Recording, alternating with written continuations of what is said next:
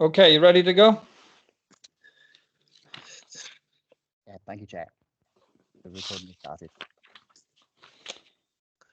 Okay, can I welcome everybody to the Public Protection Licensing Committee meeting on Tuesday the 15th of June 2021 at 10 a.m. Just a little bit of housekeeping first. Due to the current restrictions and the requirement for social distancing, this meeting will not be held at its usual location and will be a virtual meeting, and attendance will be restricted to committee members, members of the council, officers and any interested party as identified by the licensing officer to speak or be in attendance for an agenda item. The meeting is being live streamed on the Vale of Glamorgan Council website and will be recorded for subsequent transmission via the council's internet site. If you have any queries regarding this, please contact Democratic Services. And could I ask everyone to keep their microphones muted other than when they're actually speaking, as this helps to stop any feedback and disruption. And also a little tip is if you have any problems with connectivity, please try turning off your camera, as that can increase the bandwidth, and hopefully then you can be heard. So with that, unless there's anything that I've missed, we move on to apologies for absence. Chair, I can't see her name up there, but if Anne Moore hasn't come on, could I give her apologies, please? Certainly. Thank you, Councillor Drake. I think we've had apologies from Councillor Driscoll. Yes, correct. Chair. Correct. Okay, so that's all the apologies, is it, Kath? That's everything received by Democratic. Okay, right, thank you. Agenda item 2, minutes of the meeting held on the 18th of May 2021. Everybody happy that they're a correct record of the meeting? Yeah, I move the minute. I'll second those. Okay, thank you. As Margaret moved the minutes and Pam seconded. Any declarations of interest under the Council's Code of Conduct? Yes, Margaret, please. you. Right, Yep. I declare an interest on item 4, the town village and the green space at land at Bonvilston. As I'm the cabinet member for housing and building, I declaring, and I will be leaving the meeting. So if Matt or someone can take me off the meeting, then call me back in when the discussion is finished. Will do, Councillor Wilkinson. Thank you. Okay, thank you, Margaret. If we can remember to get Margaret back at the appropriate time, please. Sure, I'm off as well. Yeah. And no more declarations of interest? Okay, that takes us on then to agenda item 4, which is the report of the Operational Manager Legal Services in respect of the Vale of Glamorgan Commons Registration Authority application to register land at Myserfun and Bonvilston as a town or village green under section 15 of the Commons Act 2006. We'll just remove Margaret from the Oh, okay. she's going.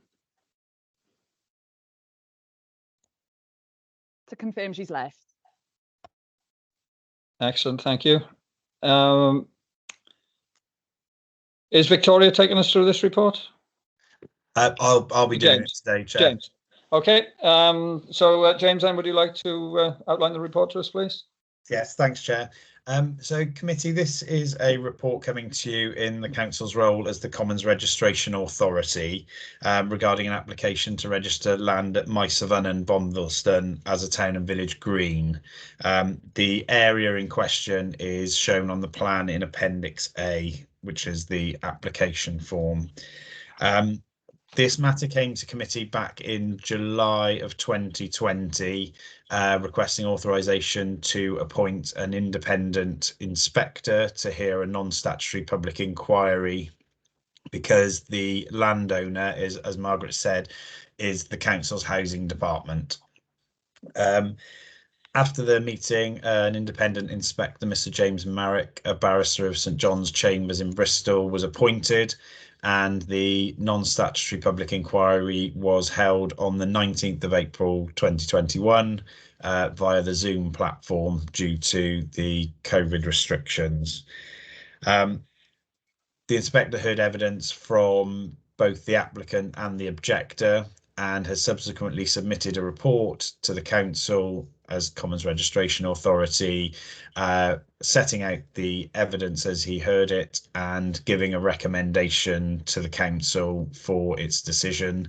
And from the report that's attached to Appendix B, you will see that the inspector has recommended that the application be refused for the grounds set out therein. Therefore, committee is the officer's recommendation on this is to go with the inspector's recommendation and to determine the application by way of refusal. Thanks, Chair. Okay, thank you, James. Are there any questions at this stage from any members? I'll take that as a no. I believe we have some representatives of the applicants present at the meeting who may wish to speak briefly on this report before we decide. Yes, Chairman, we're joined by Kerry Hunt, who is representing the Mysofer Non-Resident Association, and Councillor Ian Perry. If I invite Kerry to speak first. Yep, that's fine. Please do. Can I go second, if that's all right? Is that Councillor Perry? Oh, Yeah, that's me. If I can go second, let Kerry go first, if you don't mind. Yep, that's absolutely fine. Kerry, are you able to turn your camera on and unmute your microphone? Yeah, can you see me and hear me? Wonderful. Well, I can hear you. Yes, I can see you and hear you. Yes, so if you'd like to address the committee. Okay, is there a time limit on how long I can speak, or? There is no actual time limit, but I will stop you if I think you're going off the track. Bearing in mind, we have the report in front of us, and I think mainly it's if you consider there's anything that's been missed in that report that we need to be. We don't really want you going through the report and arguing with the points that the barrister has made, because he's made those points quite strongly. It's whether there's anything you think has been missed. Well, I've prepared something. That's all I was going to say. So I'd just like to read it out. It's probably about 2 or 3 minutes, if that's okay. Yeah, that's fine. That's fair. Yeah. Okay. Yep. I'll just introduce myself. My name's Kerry Hunt. I'm the treasurer of the Mysofer Residents Association, and I'm a resident on Mysofer itself. I've been here for 6 years, so an established member of the community. The Residents Association has clearly shown in excess of the 20 years statutory use of the land in question as recreational space, what we consider our village green, and the landowner actually accepts this fact. The green remained excluded from development in the 1950s to be used as amenity space for local residents, complementing the housing and providing recreational space for local residents. That was the intention of the landowner, and as an association we fail to see what's changed in this respect, and we feel strongly that it should be protected for this purpose. The council planted trees on the land which are now protected. I believe there are 7 trees in total that are protected, so that just shows the intention of the land going forwards. Both my children, Oliver 14 and Thomas who's 5, as with many other residents of Mysofer and Village Farm, play on the green on a daily basis during the spring and summer months. The freedom that this affords them is priceless to me, and I know other parents in the area, having grown up with similar space to play myself, which was a safe walking distance from my home and very invaluable to the community. It's a sad state of affairs that this space is not seen as essential to growth and development of our children in this day and age. Where else will they learn to play cricket, football, hide and seek tag with their local friends? The last 15 months have shown that outdoor recreational space and access to the countryside is essential for mental health and well-being. Protecting a small parcel of land that we consider this, that with the minimal of play equipment and seated that we've added over the last few months, has brought out local residents and recreated a community in these trying times. It's at least the council's duty to put their money where their mouth is and make a commitment to our future generations. Without this protection, Bombleston will have no green space remaining, apart from a small garden to the rear of the reading rooms, which is immediately adjacent to the A48. Not safe for play, and my children certainly won't be going there to play. Up until very recently, Mysofer was inhabited almost entirely by residents who had lived in their houses from the time they were built. This is a nod to the community that was built in part around that village green. as the demographic inevitably changes to a younger family demographic. For the sake of our communities and future communities, this area must be protected. And finally then, as an association, we urge you to go against the inspector's recommendation, for which he acknowledges that we were the underdogs in this application based on previous Supreme Court rulings about the technicalities of the term by right and as of right. However, the council has not disputed our usage, and the inspector's report confirms this, and that it has been used as by right. We request that the council votes against the inspector's recommendation and accepts the application for village green registration. Thank you. Thank you, Kerry. Anyone, any questions for Kerry while she's still online? Councillor Norman. Just a quick question. Did Miss Hunt actually say you'd purchased play equipment? Yeah, as a community, we've placed a swing on the land. It's not a permanent fixture by any means, but it's brought the community to the area. So it's not a permanent structure? No. Thank you. Okay, thanks, Jane. Okay, if there are no further questions for Kerry, thank you very much for your representations, and we will move on to Councillor Ian Perry. There we go. Good morning. Can you see me? I can see myself. Right. Obviously, I'm the chair of the Community Council, and the Community Council is actively engaged with this. We did put aside money to go to the public inquiry, but we decided not to spend our money at this time because we realised quite early on that the by right, as of right issue made it impossible for us to get past the inspector. So the public inquiry has been a bit of a waste of time, really. So we've sat back and we've been watching, and we're going to come and speak to you today and urge you to go once again against officer recommendations. And we thank councillors who in the past have gone against recommendations when the Community Council has spoken. I would like to draw your attention, of course, to the Nolan principles of leadership, and really consider this carefully. And can I remind you about the Wellbeing of Future Generations Act, Planning Policy Wales 11, and the recent publication by the Welsh Government, which is called Building Better Places, all to do with COVID and the situation we find ourselves in now. When this all started in 2019, we never expected to be locked down indefinitely, and for certain people to keep delaying things. Planning Policy Wales 11 4.5.3 says that formal and informal open green spaces should be protected from development. Okay, it's quite clearly stated. When you go through these documents, there are references to the Future Generations Act. The Resilient Wales, which is one of our goals, is access to green spaces is to be protected, and more well-being of people. I'll just go check my place now. In the public inquiry, the Vale of Glamorgan Council raised alternative green space in Bombleston. There is a small area presently of recreational space behind the arena rooms. Planning application 2020-004964 has been approved. That planning permission is for a new dwelling where the garden and driveway will go through the reading room car park and remove that recreation space. So that property is now on the market. When that is built, there will be no recreation area, which is very small, behind the reading rooms.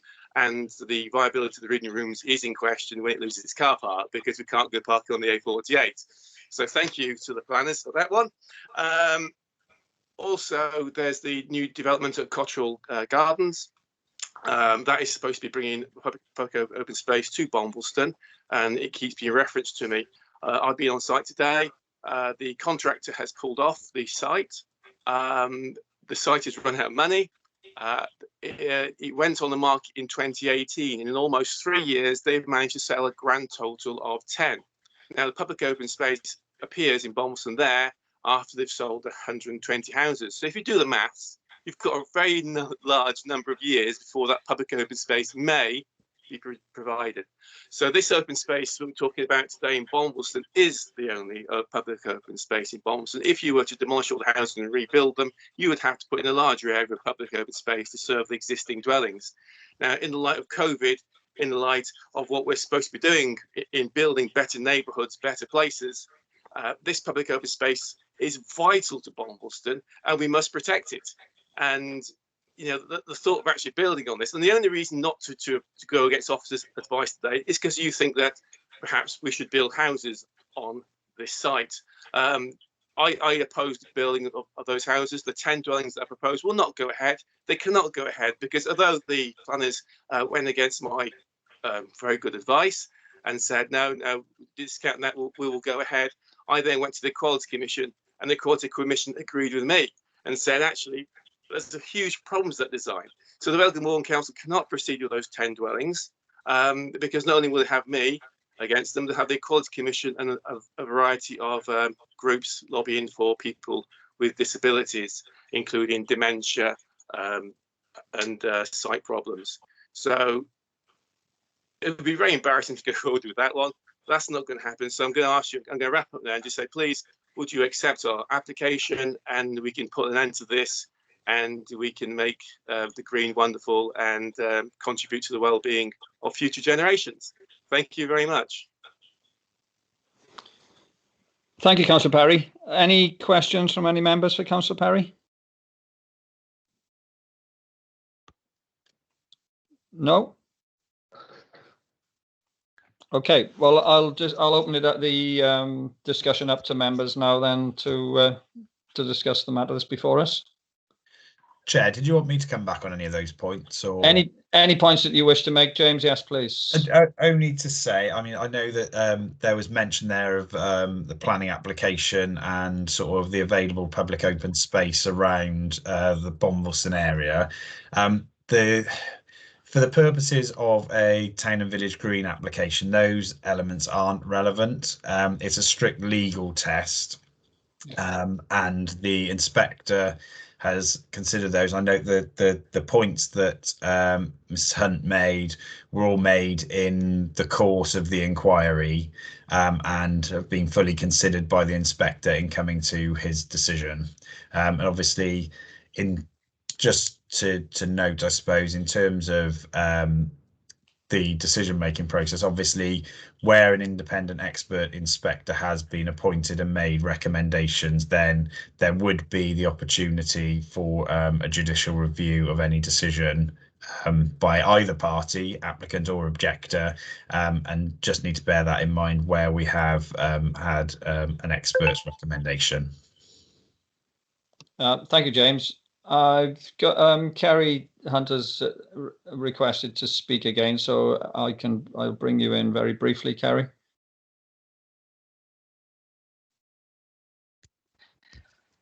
Yeah, sorry, I just wanted to point out that, you know, we've given our evidence, and I think it's up to the committee now to make that decision rather than it being influenced at the end by Mr. Doherty. So, you know, it is down to the committee, and I appreciate what you're saying, but that's, you know, it seems like that was the final sort of push to influence. Well, no, I think in fairness, Kerry, that James just pointed out the legal arguments that have been made. I was going to actually say myself that that we are not sitting as a planning committee; we are sitting as a licensing committee to determine this application. As far as whether any houses are built on the site, that's somebody else's decision. We're not actually saying today whether this is going to be a village green or not be a village green, or whether houses can be built there. It's the village green issue that we have to establish. Personally, I've read through a number of times through the report from the barrister, and I think he's looked very carefully at all the points that have been made and answered all the points, and brought in an awful lot of legal precedents which actually show that this isn't eligible as a village green. As James said, it could be judicially reviewed by either party, whichever way our decision goes today. And I personally think that if we go against the report of the barrister, we're going against an awful lot of legal precedent and opening ourselves up wide to a legal challenge by judicial review. But I would want to hear what other members, if any other members have anything to say on the matter. Councillor Morgan. Good morning, all. Can you hear me? Can you see me? Good. Well, no, it's very troubling, this application, isn't it? Because on one hand, you've got the merit of a village green in the village of Bondleston, which doesn't have a great deal of amenity space. And one would think it would be a good thing for this to be made a village green.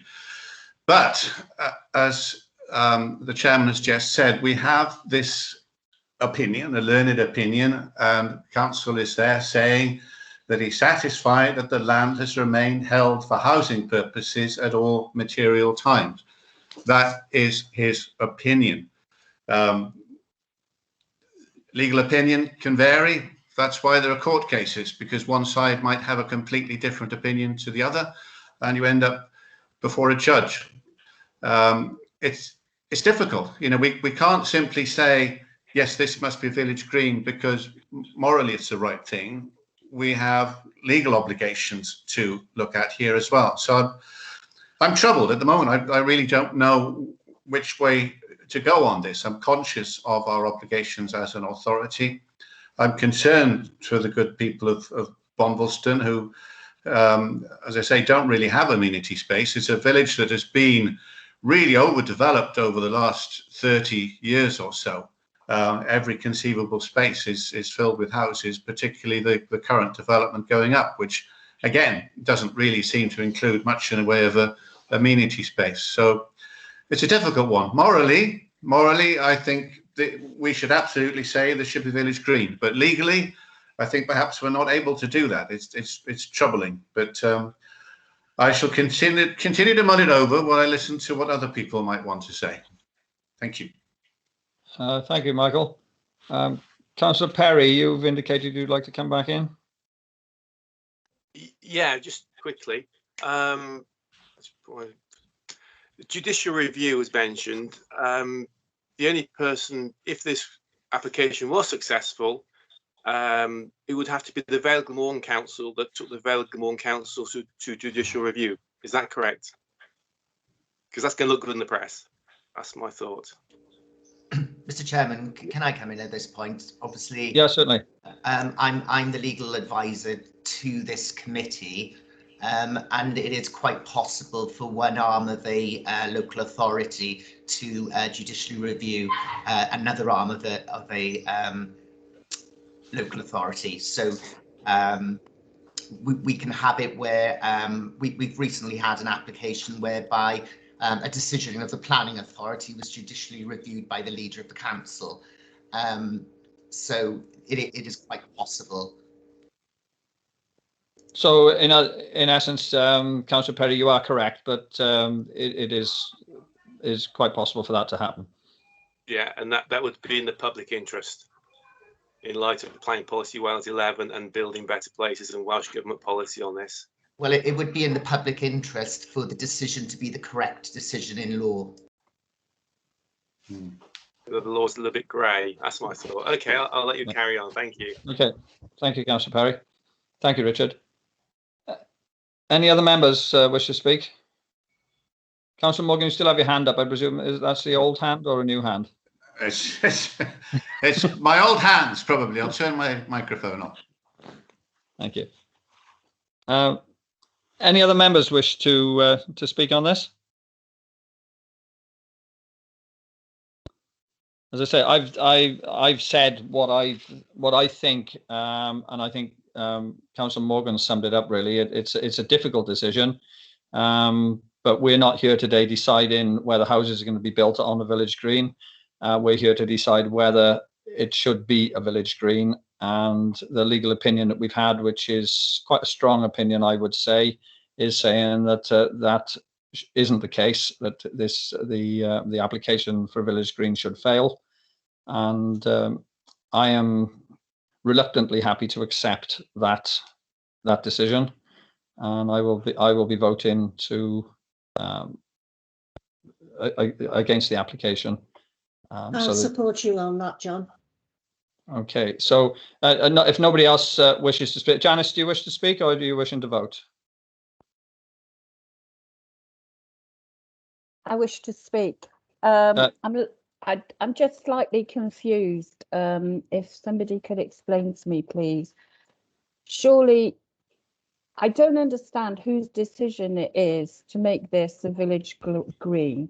Is it the council's decision, or is it the decision of the planning committee, or who wish to build houses there, or who I do not understand why this cannot be a village green. I really don't understand. Somebody could explain it to me again. I'd appreciate James that. James has indicated, so I'll bring James in on that. Yeah, sure. So this is a council decision, which is done as in the council's role as the Commons Registration Authority, which is under the Commons Act of 2006. That decision is delegated down to Public Protection Licensing Committee to make that decision on behalf of the council. In situations where the council is also a landowner, which happens quite regularly in these town and village green applications, it's accepted practice that what you do is the registration authority would appoint an independent inspector to hold a non-statutory public inquiry on behalf of the Commons Registration Authority to hear the evidence, to give a level of independence and transparency for the application's consideration. Thereafter, the inspector comes back with his written report and recommendation following that non-statutory public inquiry, and then it is general practice that the relevant committee of the council considers that and makes that decision on behalf of the council. So the inspector is not able to make the decision on behalf of the council, but he holds the inquiry on our behalf and provides us with a recommendation so that we and you as the committee can make the decision. So this is only a recommendation. So we could actually say, yes, it could be kept as a village green. Perhaps, Yeah. Chair, I could come in there. That would be a decision that you would be able to make, but that decision would be based against the legal evidence that the applicant has established that this is a village green. So the landowner then, which is another arm of the council, could say this committee has made the wrong decision in law and therefore judicially review the decision of this committee. So it's not the reason why the public inquiry is held is to establish the legal principles upon which land can become village green. Now, today, obviously, the applicants have come in and they've been allowed the opportunity to make some further comments. If those comments were coming along and saying, well, the inspector has erred in law because actually this piece of case law overrules what the inspector says and his report is wrong, I would be saying that potentially in law, you may have to make a decision. But what the applicants are saying is this is land that we want as village green. But what the inspector has said is you haven't established the correct criteria in order for this to become village green.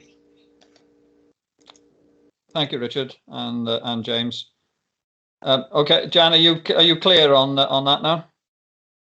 Not really, no. So is the inspectorate Vale of Glamorgan council employee or an independent? No, the inspector is an independent barrister, right? Who's been employed by the council to give us his legal opinion. Right. But the original question you asked was whose decision is it? It's a decision of the Vale of Glamorgan Council, which is delegated to this committee to make. Right. Thank you. So we could go, as a committee we can go either way. But as Richard said, the legal evidence is pointing towards the fact that this application should fail.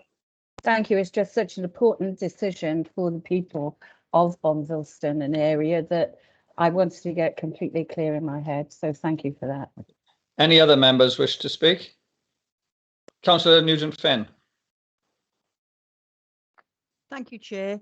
Yeah, I've read the report several times, and I'm like perhaps a few other members, it's a very difficult one. But just on the back of the points that Councillor Charles has just raised, there's a need to establish the correct criteria.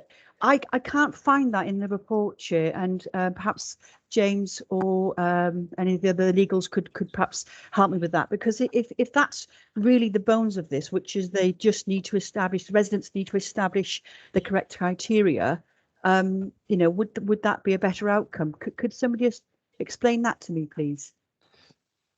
Yeah, sure. Okay. So the criteria set out in the Commons Act in section 15, and I think in relation to this application, section 15.2, sets out the criteria, and as part of the application and the inquiry, the inspector sort of rigorously went through those criteria. I think those are set out within his report as to the ones which are the most relevant for the purposes of his decision.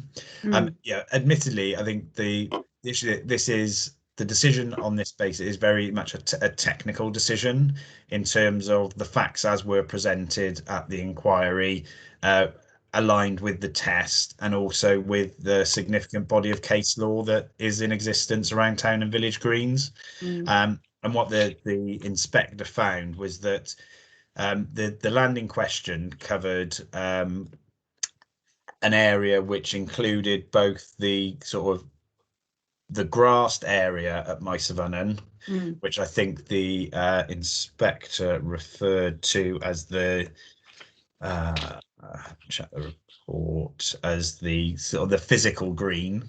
It also then included a section of adopted highway and a section where a section of land which was formerly held 5 garages which served the properties on Maesafynnon, which have since been demolished, and there's some hard standing there. In relation to the adopted highway and the hard standing area and the garage area, the inspector found there were no grounds at all for finding that was a town or village green, because it didn't comply with the tests. In relation to the physical green, as Mrs. Hunt said, that some of those tests were met. However, because the land had been held by the housing department for housing purposes throughout its since its acquisition by, I think it was the Cardiff Rural District Council initially, throughout its history, that would then mean it was incompatible with finding of a town and village green. And on that technical point, on which there is substantial case law, the inspector found that the application in respect of the physical green would have to fail as well. Thank you, James. I mean, the hard standing is just circumstantial. It's like that because once upon a time it was garages, and now they've gone. So again, there's a lot of scope there, isn't there, with regards to what it could be. So I'm just left again with such a grey area here. You know, it's a hard standing as it stands. I've been to the site. I've been and had a little look at it, and it looks like a village green to me. And I can accept that, you know, it just said once there was garages, now it's a hard standing, but that is just circumstantial as to how it is right now.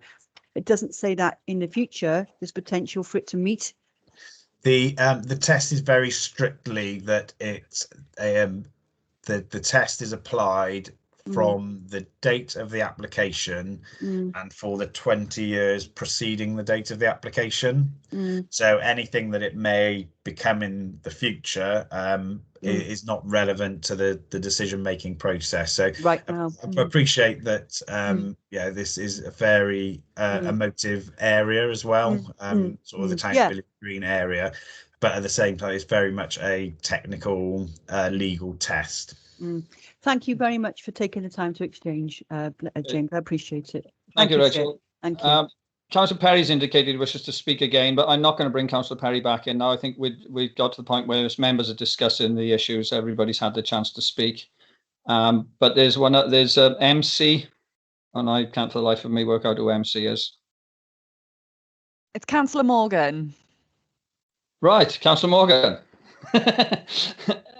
Is your hand still up from before, Councillor Morgan, Yeah. or No, it's just a new hand. That one. new There hand? we are. Okay. Away you go. No, it's just coming back on this. The nub of this seems to be that this is land held under the Housing Act, and in, I think, referring to 48.3 of the opinion report, whatever it is, this is amenity space under the Housing Act. Now, my understanding of amenity space is that it's intended as an open space for the people who live there. I'm just going off on a complete different tangent. If this application to be a village green is not approved, is there another approach? And this is really for James and Richard to advise on, just to confirm to the community that this will be continued as amenity space.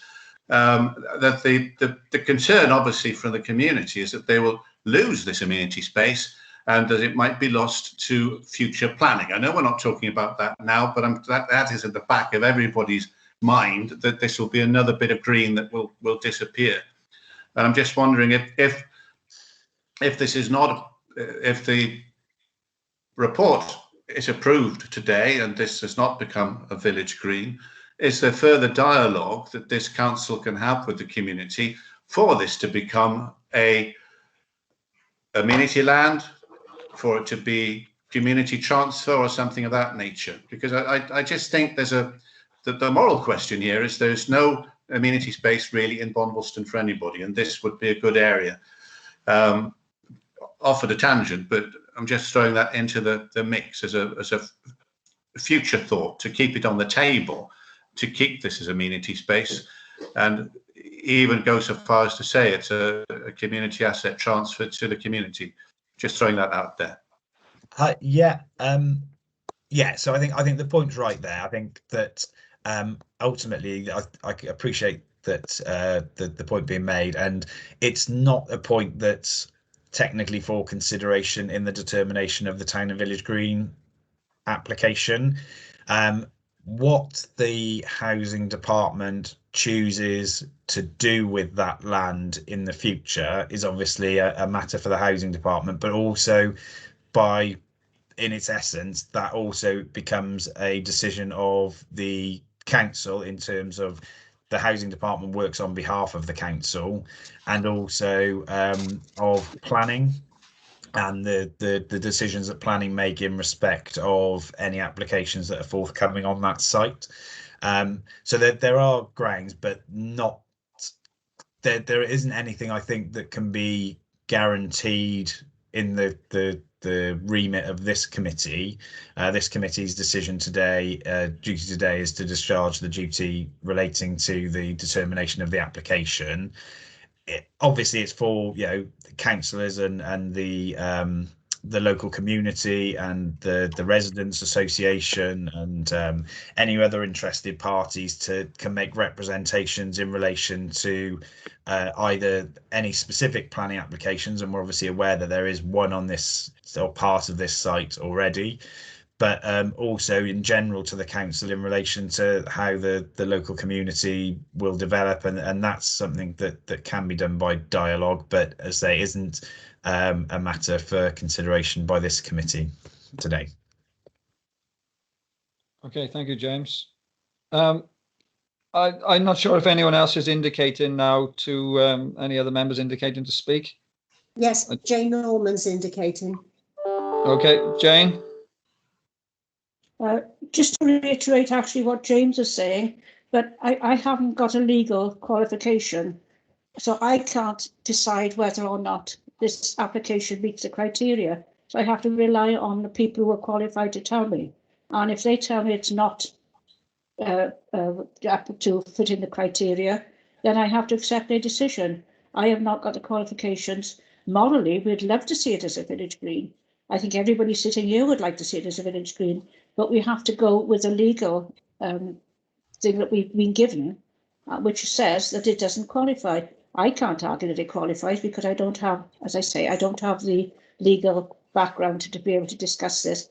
And I think we, as a committee here, have to decide whether or not we have the expertise. It's not a moral judgment. As I say, every one of us would like to make a moral judgment, but we're not here to make a moral judgment. We're here to either accept or refuse the legal report that we've been given. Okay, thank you, Jane. Any other members wishing to speak? Right. Can I ask the Democratic Services colleagues how is the best way to take a vote on this? I would suggest, Chair, obviously show of hands doesn't really work on Teams. No. If you're satisfied, it's not going to be a recorded vote in that it'll be recorded in the minutes. Obviously, it's recorded by the internet, but as we do at full council, if I read through the list of members' names and they indicate whether they wish to vote for or against. Yeah, okay. I think that was what I was pushing towards. Can I just say before we go to the vote then that if you're voting for, you're voting for the inspector's report and for the officer recommendations that this ground does not become a village green. So if for is not a village green, against is it will be a village green. Is everybody clear on that before we go through the roll call? Okay, Kath, if I could ask you then to go through the roll call. Yes, so I'll go in alphabetical order. Councillor Aviette. I'll be for, please. Thank you. Councillor Charles. Against. Thank you. Councillor Crowley. For. Thank you. Councillor Drake. For. We've had apologies from Councillor Driscoll. So I'm just noting these down as we go. Councillor Griffiths. On the basis of legal opinion, for the recommendation. Thank you. Councillor MacArthur. For the recommendations. Thank you. We've had apologies from Councillor Moore. Councillor Morgan. Against. Thank you. Councillor Norman. For the recommendation. Councillor Nugent-Finn. Against. Thank you. Councillor William, I think you're in on the phone. I'm not sure. Is your microphone on?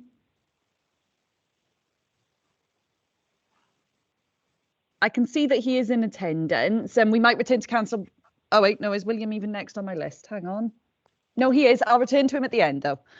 Councillor Wilkinson has abstained from this one, and Councillor Wright is not present. The chairman votes for. Oh, Chairman, sorry, you were not on the list for some reason. There we go. I was reading through the wrong list.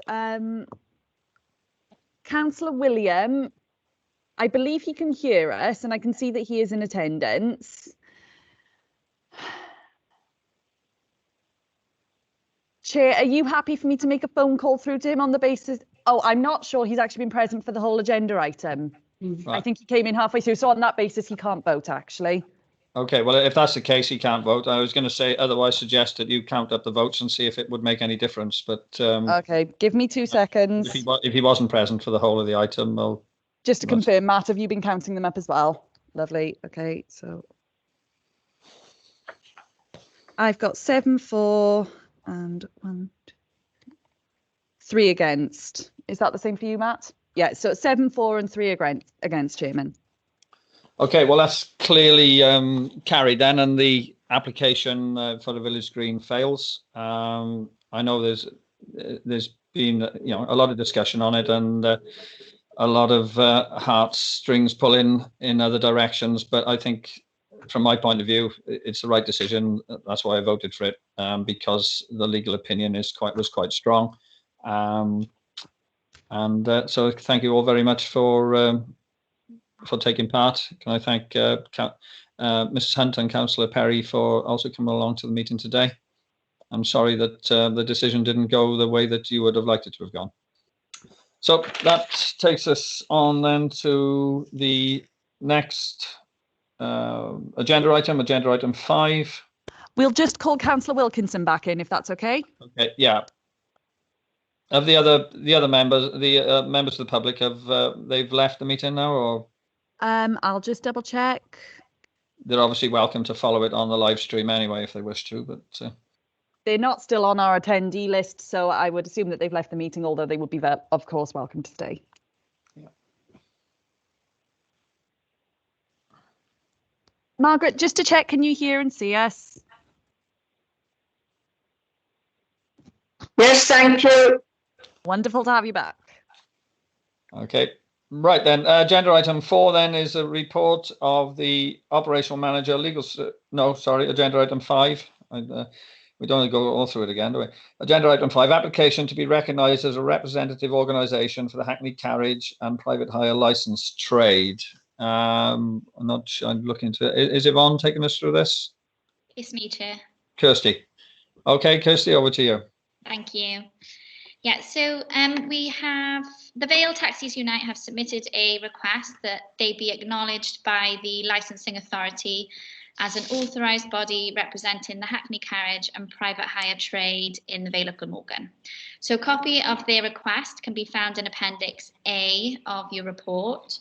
So in their request, they've listed their founding representatives, which includes Rhys Morgan as the chair and John Lewis as the secretary. The request itself was submitted by Alan McCarthy, who's advised that he'll be working in support of the branch. The licensing authority has put forward some questions to Vale Taxis Unite. So if I quickly take you through some of them. So they can be found in Appendix B of your report. So we asked what were the aims and objectives of the branch. So they've said that to provide the democratically elected consultative body for the trade on matters relating to the trade. It would be at a local level within the authority, so i.e. policy, introduction or amendment, impact on ranks through highways work, etc. And they would also provide a voice in national consultations that we envisage with legislative changes in the next Senedd term, given taxi legislation is now devolved in Wales. Another question that was posed was, how many members do you represent and what proportion are drivers or Hackney Carriage proprietors, operators, etc.? And they have said the branch only has just been formed and is in excess of 50 members. There is an additional membership forms waiting to be uploaded and online joiners, so this number may be higher. We do not ask whether drivers are Hackney, private hire or both upon application, but this is something that the branch may look at identifying when we discuss issues that may be pertinent. Another question that was posed, when membership is refused, is there an appeal process? So they've said that this can be explored through the rule book. The regional and executive committee of Unite would be involved in declining membership. It is not necessarily something that can be done or should be imposed by the branches themselves, as the right to join a union is protected. So one further question was sent to the Vale Taxis Unite for clarification, and this was just in relation to whether, in order to form part of the Vale Taxi Drivers Unite, had to be drivers or license. If drivers or license holders would have to become a member of Unite the Trade Union. So we've not received a response to date from Vale Taxis Unite in relation to that question. I think from what they've already answered, it implies that they do have to become a member. So I think it's important to note that this application by Vale Taxis Unite for recognition would not affect any existing arrangements for consultation with any other recognised groups, and it would also not prevent any other recognised groups from forming or from applying for approval for committee. We did contact the Vale Taxi Association for comment, and their response is detailed in Appendix C of the report. In summary, they've said that we should always be open for discussion, and if they do it in a positive way, then it's a good thing. And yeah, that's it. So what we are recommending today is for the committee to consider the application that's put before them. So to be recognised as a representative organisation for the Vale of Glamorgan, Hackney and Private Hire Trade from Vale Taxis Unite. Thank you, Chair. Okay, thank you, Kirsty. Any questions for Kirsty? or any comments on the application? My only concern was the last point that Kirsty raised was that you would have to be a member of the Unite Union to join the Vale Taxis Unite. But I think the fact that, from my point of view, the fact that Kirsty has said that it doesn't stop any other organisations applying to be consultees with the Vale. It probably, that satisfies me there, that it's not actually excluding anybody from getting involved in the consultation process. I think it's a pity that the other organisation seems to have run out of steam and run out of members, because they've been very valuable to the council over the years. And I'd like to, at this point, pay tribute to Steve Thomas for the work that he's done in coming along to our meetings in all the time that I've been on the licensing committee, which is longer than I care to remember sometimes. Steve has been the one person that's been there. He's been quite supportive of the council and quite helpful on many occasions. So I think we can record the committee's thanks to him for everything that he's done, and hopefully that could be sent back to him. But as far as this application is concerned, I think, bearing in mind everything that Kirsty said, I'm happy with it. Nobody's indicated they wish to speak.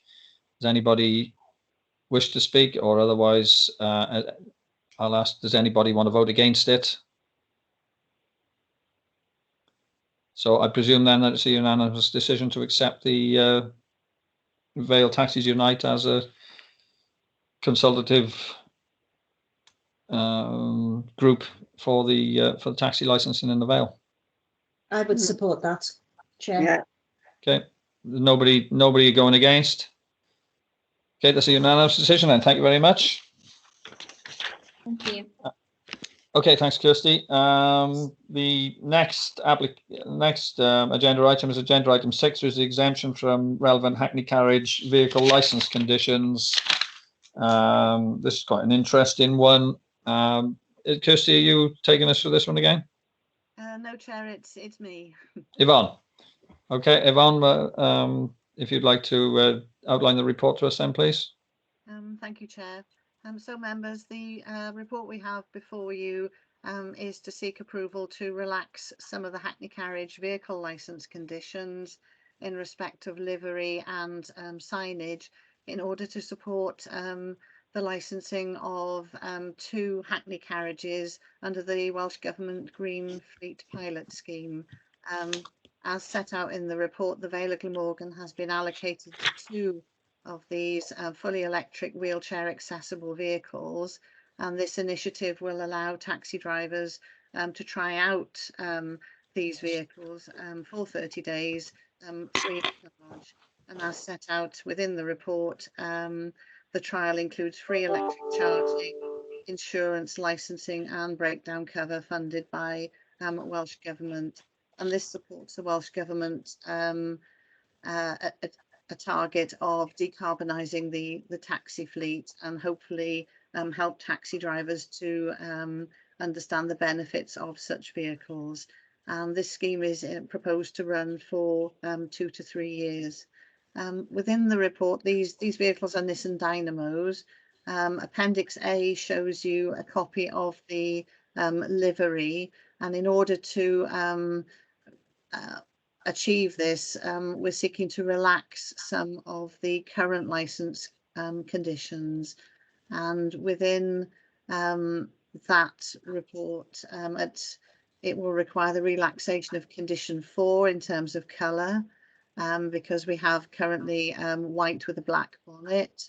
So what we're proposing is that that is relaxed for vehicles involved in the Green Pilot Scheme, so that it will allow the black vehicles to be licensed, and that's set out in more detail at 2.5 of your report.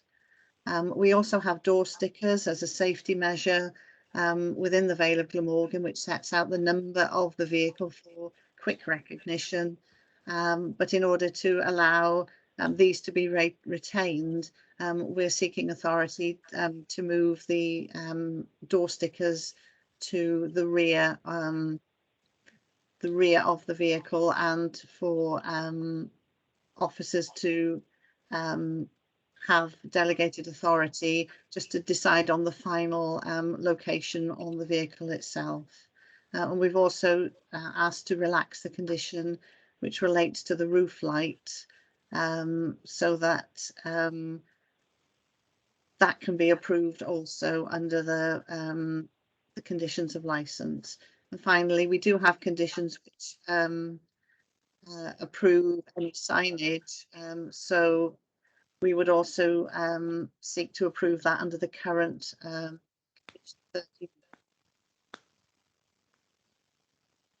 Sorry, I think that was Councillor William leaving on the phone. We get an announcement every time it happens. My apologies.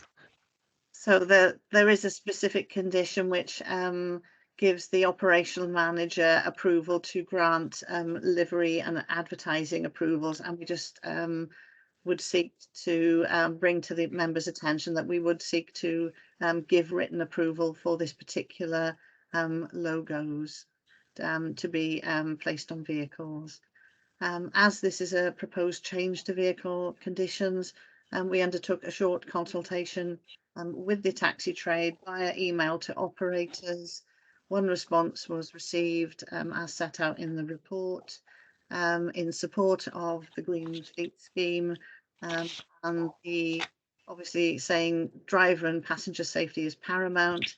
However, anything that supports greener transport and fewer emissions has to be a positive move, and I think every effort should be made to remove administrative or legal barriers to promote this in any way possible. And as the respondee points out, these will be fully electric, wheelchair accessible vehicles.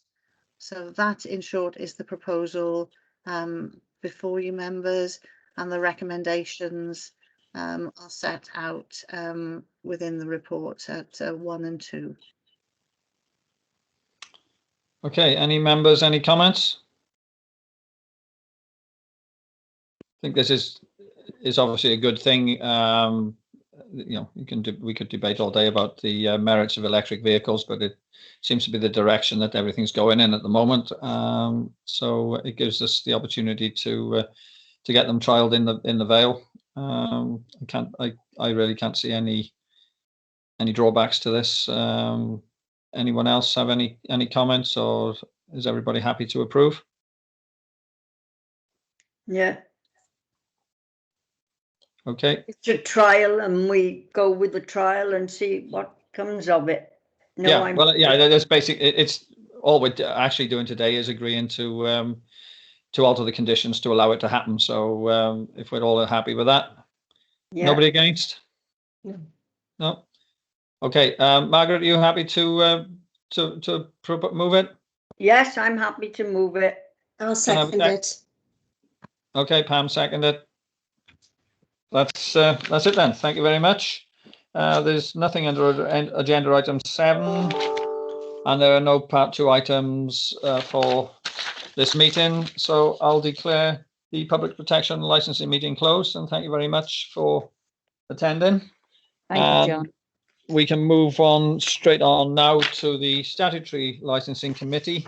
I'll read out the housekeeping again, because obviously it's a separate meeting and it'll be separate on the for the webcast. So due to the current restrictions and the requirements for social distancing, this meeting will not be held in its usual location. This will be a virtual meeting, and attendance will be restricted to committee members, members of the council, officers, and any interested party as identified by the licensing officer. The meeting is being live streamed on the Vale of Glamorgan Council's website, and will be recorded for subsequent transmission via the council's internet site. Any queries, please contact Democratic Services. And once again, can I ask everyone to mute their microphones other than when they're speaking? Use a raised hand to indicate if you wish to speak.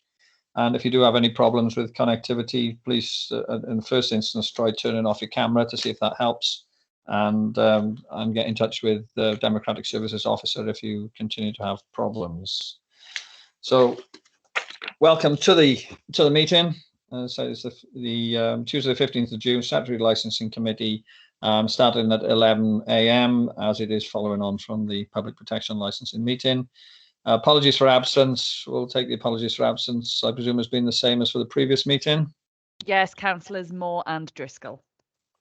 Okay, and the minutes of the meeting held on the 9th of March, members happy to accept those? Yes?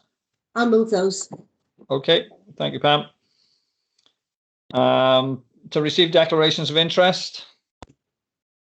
I wouldn't expect any. Nobody's raising a hand or indicating, so no declarations of interest. So the two reports before us, the first is agenda item 4, which is a review of the Statement of Principles of the Gambling Act 2005, 2022 to 2025. I presume Yvonne is taking us through this. Yes, Chair. So members, the report that we have before you sets out that it's necessary for the Statutory Committee in its role as a licensing authority to start the renewal process for the Statement of Licensing policy covering the Gambling Act 2005. And the report sets out the prescribed process and the statutory consultation required to publish the next statement of principles for the period 2022 to 2025. Within the report, we set out the local authority's responsibility as licensing authority. It regulates premises providing gambling facilities, and that ranges from betting shops to bingo, arcades and small society lottery. And we sit under the remit of the Gambling Commission, which is the overall regulator for gambling in the United Kingdom, and they grant operator licenses and are responsible for online gaming.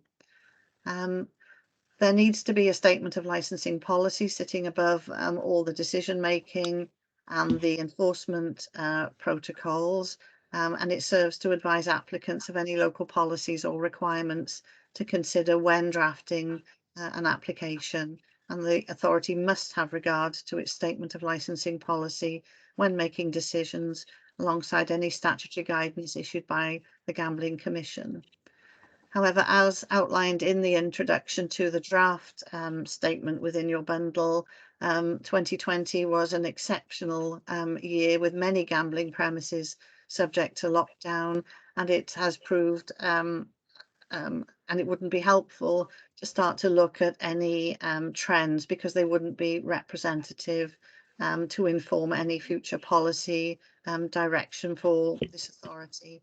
And in addition, in December 2020, the Minister for Sport, Tourism and Heritage announced a review of the Gambling Act terms of reference, and there has been a call for evidence on this, which overlaps with the current 3-year policy review process. So within that framework, what we're proposing is that we republish the existing policy in line with the legislative requirements. This will require the full consultation process to be undertaken, but if members were minded to take that approach, it wouldn't prevent another review taking place within the 3-year renewal process once more information on the government timetable for any proposals is announced and premises reopen, and there is we would have a better understanding of whether there are any issues that we would need to bring back before you. So what we're proposing is that we carry on with the consultation process between July and August 2021, and subject to the outcome of that consultation, refer the statement of principles through Cabinet and then Council for a final decision in December 2021 to renew the current policy on the existing terms and conditions. And that's the recommendation before you. Okay, thanks, Yvonne. It's fairly straightforward. Anyone have any questions? I don't see any hands up. I'm quite happy with the report, and presumably everybody else is if they haven't indicated to speak. It makes perfect sense. There's no point trying to change things at the moment when everything's been up in the air. So would somebody like to move and second it? I'll move those. Thank you, Pam. We got a seconder? Yeah, I'll second that. Julie, was it? Yes. Yeah. Okay. I got no pictures on my screen now. I'm just trying to pick out the voices. So thanks. That's been moved and seconded. So I presume, as nobody's indicated differently, that it's a unanimous decision. Thank you. So agenda item 5 then is Licensing Act 2003 review of statement of licensing policy for 2021 to 2026. Over to you again, Yvonne. Thank you, Chair. The second report is in relation to the review of the statement of licensing policy in your role as the Licensing Act 2003 Licensing Authority, and it's the review for the period for the next policy publication 2021 to 2026. As outlined in the report, we're reporting back on a consultation that was undertaken as part of the statutory requirement to review a statement of licensing policy. And as the final decision whether or not to approve the statement is a council function, we are proposing a timetable for referral through Cabinet and Council on the 26th of July 2021. We undertook the statutory consultation process following your approval in March 2021, and within your report at section 2 you can see that the consultation ran from 17th of March 2021 to the 26th of May 2021. Notice was given to the statutory agencies referred to the Licensing Act, and it was also circulated to town and community councils, Vale of Glamorgan councillors, Chamber of Trade contacts, and was published on the council's website. A copy of the draft statement of policy is attached at Appendix A. As you will see, responses were received from Public Health Wales, who thanked us for informing them of the consultation and of the proposal to further review the statement once the impact of COVID would be better assessed, and that they would be happy to provide data from the Health Board at that point. The South Wales Fire and Rescue Service responded with thanks for the consultation, as did Welsh St Donat's Community Council. So effectively there are two issues for consideration within the responses received. The first was from the South Wales Police, who are asking the council to recognise their traffic light system of enforcement within the policy document, and they describe, and it's within the report, how a traffic light system is used by the South Wales Police to assess alcohol related crime and disorder in licensed premises, taking into account data from the police, health service sources, and categorising premises according to objective evidence. So obviously red, amber and green, and then that then is used to start working with premises if obviously they fall into the red zone, as part of the statutory approach to licensing. There's a partnership approach to drawing up targets to improve premises promptly, and it can also be used as evidence to bring back before the licensing authority for a review of a premises, or indeed in any representations made on applications made by that premises. So that in essence, it's a tool to inform enforcement and compliance and interaction with licensed premises. And such a tool is considered as good practice within the approach to licensing, to give licence holders early warning of problems with a view to securing improvements informally. So that was their response. We had a second response from Lantwick Major Town Council relating to antisocial behaviour and how this interacts with the role of the licensing authority. And the response seeks to make the wording of the policy more robust in terms of the approach to dealing with antisocial behaviour emanating from licensed premises. Within the report, we set out the statutory guidance that says that all premises must promote the licensing objectives, and that in terms of antisocial behaviour from those premises, there must be a causal link between the premises and crime and antisocial behaviour and noise nuisance. But beyond the immediate area surrounding the premises, these are matters for the personal responsibility of individuals under the law. At the moment, the wording of the policy is that applicants should consider the impact of antisocial behaviour, and the proposal is to replace that with the wording must. And so within the recommendations set out within the report, we outline a recommendation to recognise the traffic light system operated by the South Wales Police, and to substitute the word must in section 14 in the relevant paragraph outlined at 1.5. Operators of premises must consider measures to prevent crime and disorder on or emanating from their premises. And if the committee is minded to approve the amendments as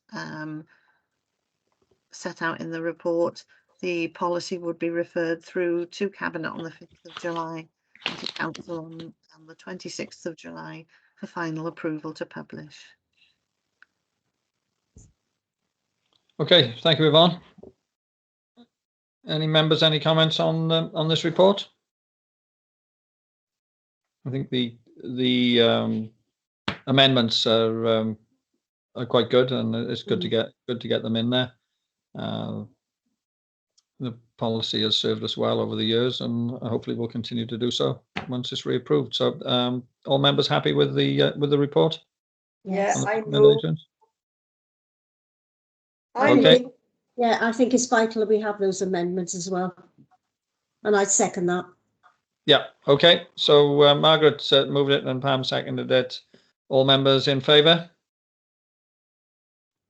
Yes. Yep, I'd take that as a yes then. So that brings us to the end of the agenda. There's no part 2 items on this agenda today.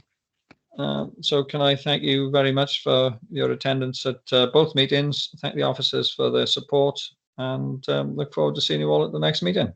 Thank you very much. Thank you. Thank you, John. Thank you. Bye, everybody. Take